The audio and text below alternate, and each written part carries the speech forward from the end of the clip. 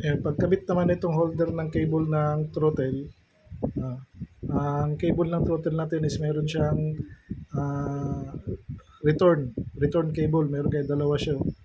May return cable siya, no? Pagkabit lang nito, hanapin nyo lang itong dalawang butas na to. Yung isang butas na yan, yung naka-guide naman dito ngayon sa stopper natin. Ito. Kaya ilusot mo lang siya dyan. Ayan, ilusot mo lang siya dyan sa stopper na yan. At nag-iisang bolt lang tayo dun. Ayan, nag-iisang bolt lang ikakabit natin dun. At ang bolt na yan ay ang screw na yan ay mayroong, sa stock niya, mayroon siyang lock washer.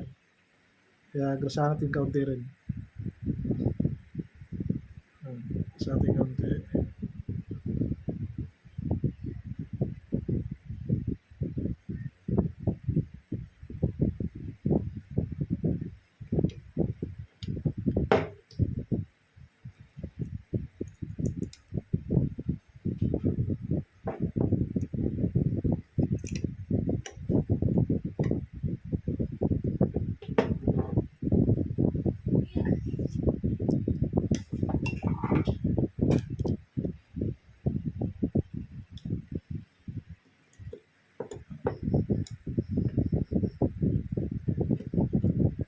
Ayan.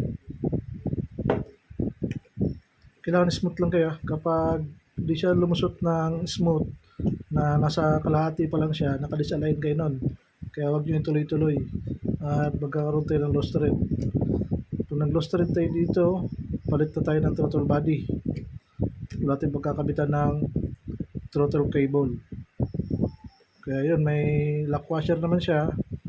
Kaya yun ang papapigil sa kanya. Kaya ang higpit na ito, tama lang. Hindi yung higpit na higpit lang. Ayan, tama lang. Kaya, ayan na siya.